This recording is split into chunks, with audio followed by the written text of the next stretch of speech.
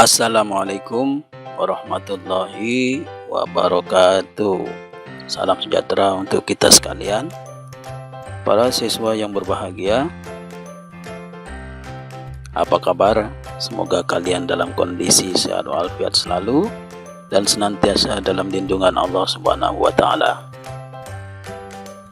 Pada hari ini kita akan belajar tentang mata pelajaran gambar teknik dengan kompetensi, fungsi gambar, dan standarisasi. Nah, untuk kalian sebagai siswa baru, Bapak yakin gambar teknik masih asing ataupun masih kurang familiar untuk kalian.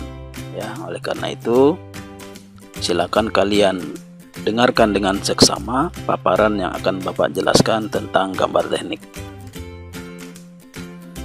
Gambar teknik itu adalah suatu alat komunikasi yang menggunakan tata bahasa gambar antara juru gambar atau drafter dengan orang bengkel atau orang lapangan.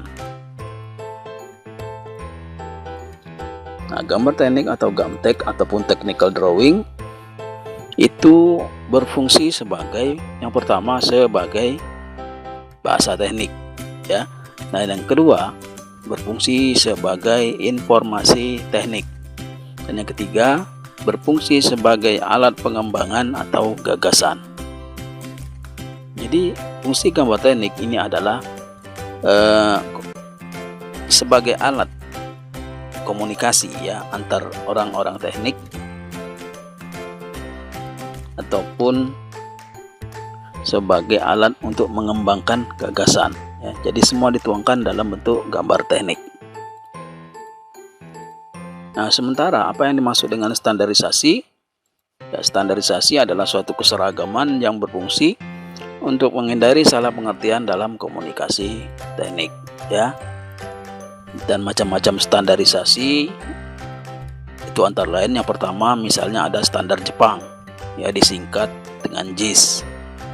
Dan yang kedua ada standar negara Belanda, disingkat dengan NEN. Yang ketiga ada juga standar negara Jerman, disingkat dengan DIN. Nah, yang keempat itu ada standar negara kita, standar Indonesia, atau disebut dengan SII atau SNI. Nah, yang kelima itu standar internasional, disebut dengan ISO.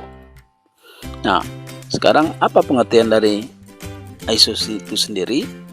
Ya, jadi standar ISO itu bertujuan untuk menyatukan pengertian teknik antar bangsa dengan jalan membuat standar yang dipahami bersama, ya. Nah, jadi dengan ditetapkannya standar ISO, maka yang pertama akan memudahkan perdagangan nasional maupun internasional. Nah, yang kedua akan memudahkan komunikasi teknik. Nah, yang ketiga, bagi negara-negara berkembang akan memberikan petunjuk-petunjuk praktis pada persoalan khususnya dalam bidang teknik.